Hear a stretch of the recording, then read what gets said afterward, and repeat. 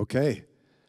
Well, hello again, everyone watching online and here at Bay Presbyterian Church in Bay Village, Ohio. My name is Brian Dolan, and I host a morning show for WCRF Moody Radio Cleveland. I have the honor of taking us through the quick takes today. And without further delay, we'll get to our very first quick take speaker is Benjamin Marsh. Benjamin is pastor of First Alliance Church in Winston-Salem, North Carolina. And he's a passionate advocate for people with mental illness and adults with developmental disabilities. And he's the board chair of Monarch NC, which is one of North Carolina's largest providers. Please join me in welcoming Benjamin Marsh. Thanks. I have 10 minutes, and I'm a Southern pastor, so we're going to see how this works. You get a 30-minute sermon in 10 minutes. I'm going to talk fast. In Genesis 16, we have the story of Hagar. And I think that in that story is contained the answer to how we convince people that mental illness is real. Because the reality is, the short answer to that question, how do we convince pastors, clergy's congregation that mental illness is real, is you can't. They have to see it and be convinced. In Genesis 16, we have Hagar fleeing from Sarai, who had mistreated her, and the angel of the Lord appears and says, "Return, I will multiply your offspring so that they cannot be numbered for multitude." And there she finds out she's pregnant with Ishmael. After that interaction, she says this, "So she called the name of the Lord who spoke to her, 'You are a God of seeing.' For she said, 'Truly here I have seen him who looks after me.' Therefore the well was called Be'er Lahai Roi, and it lies between Kadesh and Bered. You are the God who sees me, El Roi, the God who beholds, who sees those who are suffering." And throughout the rest of Scripture, we see that as a repeated theme, that God sees. Most acutely, we see it in the life of Jesus. Jesus sees. Before he begins the Sermon on the Mount in Matthew chapter 5, it says Jesus saw the crowd, and then he sat down and began to teach them. In Matthew chapter 9, Jesus sees the crowd. A lot of times there's a passage in Matthew 9 that gets used particularly for missions in the traditional sense of sending people to share the gospel, but actually the context of it is Jesus sees the crowd and has compassion on them and heals them, and then it says he saw that they were harassed and helpless like sheep without a shepherd.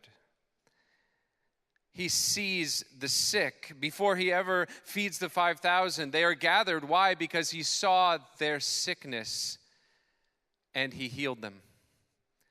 And then finally on the cross, Jesus sees his own mother suffering her own trauma of watching her son die. And he sees his beloved disciple John and says, "Here is your mother, here is your son." For most pastors and congregations that we encounter who have doubt surrounding the issue of mental illness, the problem is that they have not seen those that have mental illness. They have not seen the people who suffer with severe and persistent mental health disorders. They have already perhaps ejected them out of their congregations, or they were self-ejected. They said, "I don't belong here." I had the privilege very early on in my pastoral career of being invited to a day program for adults with severe and persistent mental illness. And I asked some of them, "Well, where do you go to church?" And for some of them, they were well integrated, and their churches loved them, even if they didn't totally understand, but they were able to see them because they were there. But for others, one in particular sticks in my mind, where she told me very early on, I was told by my pastor several times, "You have a demon and you have to leave until you get better." The pastor didn't want to see. And so how do we draw that? Now that we know, as we've been told in this conference and as we know from our statistics, how do we draw people into the place of seeing? Well, we have to put them in front of people who are suffering the way that Jesus gladly put himself in the place of seeing those who suffered. We have to invite them to day programs where people who have severe and persistent mental illnesses are working, are living, whether those are arts-based programs as have spread across many of our communities, or our other contexts, group living situations, and perhaps even taking them into mental health hospitals where they can sit with people who are suffering.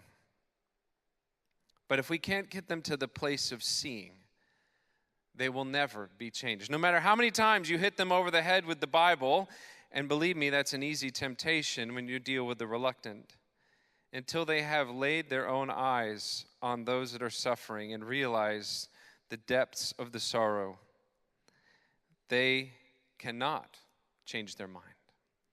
Well, there's a quick end to this story when it comes to the God of seeing, El Roi, and Hagar. She named the well of the living one who sees. And isn't it interesting when we flash forward to Genesis chapter 25 that when Isaac, not Ishmael, seeks out a place to settle, we are told in Genesis 25:11 that Isaac settles at the well of the living one who sees. And in the end, he carries forward that legacy of Hagar in his own family to where we have it in this word that we share today. So that while we can be frustrated, and I myself can frequently be frustrated by those who refuse to see, refuse to hear, refuse to understand, the possibility for redemption always exists, and the possibility begins with opening eyes. Thank you.